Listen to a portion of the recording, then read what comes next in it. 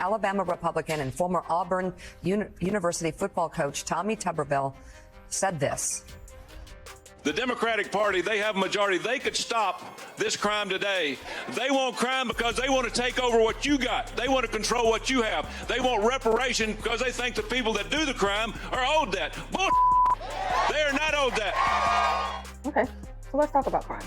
Now, what you see behind me is a photo depiction of the Manifest Destiny movie. Wait a minute, let me change it. All right, that's better. There are a lot of complexities behind the ideology of Manifest Destiny. It was essentially rooted in the looting, the pillaging, and the rape of Native American communities alongside those of African Americans when the Europeans got here. Some of the first tribes to suffer from this violence were located in the Southeast. These are the Seminole, the Chickasaw, the Muskogee, or Creeks, Choctaw, and Cherokee. The tribes initially resided in the states of Arkansas, Alabama, Florida, Georgia, Mississippi, the Carolinas, and Tennessee. Now, if you have Seminole or Cherokee family members, you might be wondering how a lot of them got to Oklahoma in the first place. Don't worry, I'll tell you in a little bit. The U.S. government appointed Indian agents, such as Benjamin Hawkins, to assist in speeding up the land grab process.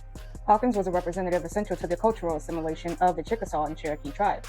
Relationships developed between Indian agents and tribal leaders was also essential to the enslavement of African Americans who were already here as well. Now, one of the main antagonists behind this whole thing was that dog-faced Andrew Jackson. Just look at him. My point exactly. Yeah, looking like a Walmart house shoe. In 1830, he was responsible for the Indian Removal Act, or what most of us now know as the Trail of Tears. Now, earlier, I did mention that the Seminole and Cherokee tribes weren't really going for the land grab, but it's also important to note that the Choctaw tribe fought back as well. The result was a forced migration by foot from the southeast to Oklahoma. This would eventually turn into the birth and first destruction of what we know now as Black Wall Street. Don't get tired yet. I'm not done. In 1865, the government launched the Freedmen's Bureau. The Freedmen's Bureau was an opportunity for African Americans and poor whites of the South to receive a leg up in society. This was done through the Confiscation Acts of 1861 and 1862. Due to the thievery behind the Homestead Act, it was a bit difficult for the government to determine how they were going to give the land back to Native Americans and African Americans. The easiest way to distribute that land was to take it from those who were in the Confederacy, just like they stole our land. Soldiers who decided to go and fight and abandon their land in the Confederacy ended up having their land confiscated, just as they should. But after the assassination of Lincoln, his successor, Andrew Johnson, will revert the process. This included the retraction of the 40 acres in the Mule Clause, Special Field Order 15, which was mostly engineered by this guy, General William Tecumseh Sherman.